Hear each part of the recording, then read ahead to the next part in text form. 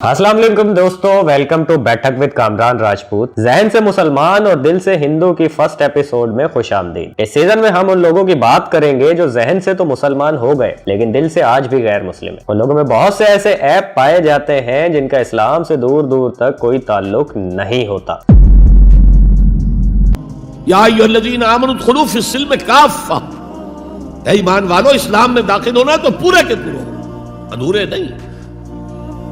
और सूरह बकरा की आयत नंबर 85 के अंदर तो जो वईद आई है, अफतुमिनूना बिबाज़िल किताब व तकफुरूना बिबाज़, क्या तुम हमारी किताब हमारी शरीयत के कुछ हिस्से को मानते हो और कुछ को रद्द करते हो। आज हम बात करेंगे जहेज की और देखते हैं इसको इस्लाम की रोशनी में। जहेज वो चीज है जिसको इस्लाम में शामिल कर लिया गया लेकिन इसका इस्लाम से दूर दूर तक कोई ताल्लुक नहीं है, बल्कि ये तो बर्रे सगीर की इस्लाम के आने से पहले की रसूमात थी और इस्लाम तो इसकी मुखालफत करता है क्योंकि जहेज की वजह से लड़की के बाप पर बोझ पड़ता है, इसके साथ ज्यादती होती है, जबकि इस्लाम किसी पर बोझ नहीं डालता। जहेज इस्लाम की नहीं बल्कि हिंदू मजहब की एक रस्म थी क्योंकि हिंदू अपनी बेटियों को अपनी विरासत में शामिल नहीं करते बल्कि शादी के वक्त ही लड़की को जहेज की सूरत में सामान और मालो दौलत देकर फारिग कर देते थे, जबकि इस्लाम ने तो औरत को इज्जत दी और लड़की को अपने बाप की दौलत में जायज वारिस करार दिया। इसलिए इस्लाम में जहेज की कोई गुंजाइश नहीं है।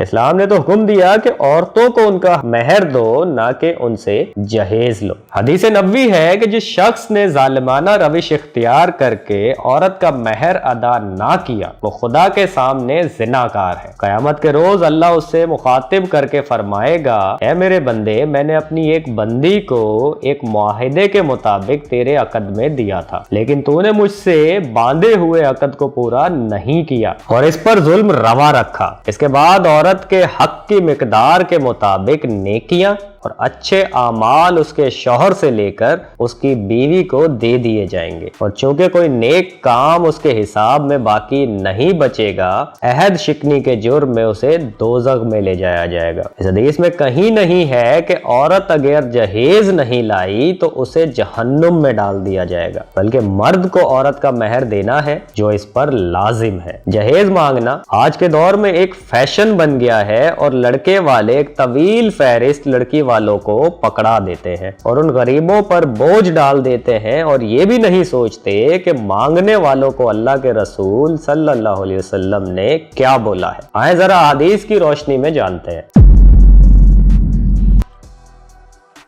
इस्लाम में दो ही शख्स ऐसे हैं जो कि एक दूसरे से सवाल कर सकते हैं। एक वो शख्स जिसे किसी दूसरे शख्स से उधार लेना हो या कोई शख्स तंग दस्त हो तो वो अपने दूसरे भाई से इतनी मदद मांग सकता है जितने की जरूरत हो। बुखारी और मुस्लिम शरीफ में आता है, हजरत अब्दुल्ला बिन उमर रज़ियल्लाहु ताला अन्हु ने कहा कि रसूल करीम सल्लल्लाहु अलैहि वसल्लम ने फरमाया कि आदमी लोगों से हमेशा भीख मांगता रहेगा यहाँ तक कि कयामत के दिन वो इस हालत में आएगा कि इसके मुंह पर गोश्त की बोटी ना होगी, यानी निहायत बेआबरू होकर आएगा। हजरत इब्ने उमर रज़ियल्लाहु ताला अन्हु से रिवायत है कि रसूलुल्लाह सल्लल्लाहु अलैहि वसल्लम मिंबर पर तशरीफ फरमा थे। सदका और भीख मांगने से बचने का जिक्र करते हुए फरमाया कि ऊपर वाला हाथ नीचे वाले हाथ से बेहतर है। ऊपर वाला हाथ खर्च करने वाला है और नीचे वाला हाथ मांगने वाला। हजरत अबू हुरैरा रज़ियल्लाहु ताला अन्हु से रिवायत है कि रसूलुल्लाह सल्लल्लाहु अलैहि वसल्लम ने फरमाया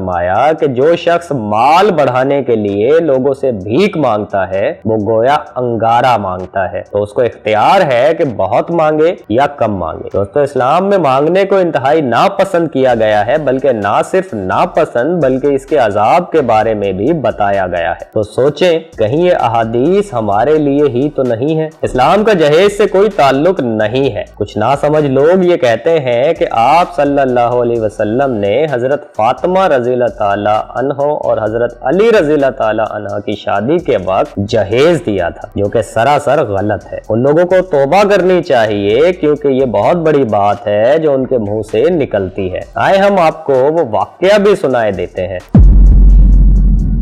अल्लाह के रसूल सल्लल्लाहु अलैहि वसल्लम के पास हजरत अबू बकर सिद्दीक रज़ी अल्लाह ताला अन्हु, हजरत उमर फारूक रज़ी अल्लाह ताला अन्हु और हजरत उस्मान गनी रज़ी अल्लाह ताला अन्हु आए और हजरत अली रज़ी अल्लाह ताला अन्हु के निकाह की बात की। तो आप सल्लल्लाहु अलैहि वसल्लम ने पूछा कि क्या अली राजी हैं? तो उन्होंने कहा कि हाँ अली राजी हैं। तो फिर बात तय हुई और जब हजरत अली सामने आए तो अल्लाह के रसूल सल्लल्लाहु अलैहि वसल्लम ने पूछा कि अली के पास हजरत फातिमा को मेहर में देने के लिए क्या है? तो हजरत अली रज़ी अल्लाह ताला अन्हु ने फरमाया कि ऐ अल्लाह के रसूल सल्लल्लाहु अलैहि वसल्लम, मैं तो बचपन से आपके पास ही रहा हूँ, मेरे पास तो कुछ भी नहीं है सिवाय जंगे बदर में मिली एक जर्रा, एक तलवार और एक ढाल के। तो अल्लाह के रसूल ने फरमाया कि तलवार और ढाल तो काम आएंगी, इसको अपने पास रखो और जर्रा को बेच कर आओ, यही तुम्हारा मेहर होगा और इसी से आपका निकाह होगा। तो फिर हजरत अली ने वो जर्रा हजरत उस्मान गनी को बेची, जो कि हजरत उस्मान गनी ने 400 दिनार में खरीदी और वापस हजरत अली को तोहफा में दे दी। फिर आप सल्लल्लाहु अलैहि वसल्लम ने उन पैसों से हजरत अली और हजरत फातिमा का मेहर तय किया और उन्हीं पैसों से हजरत फातिमा रज़ी अल्लाह ताला अन्हा के लिए चक्की,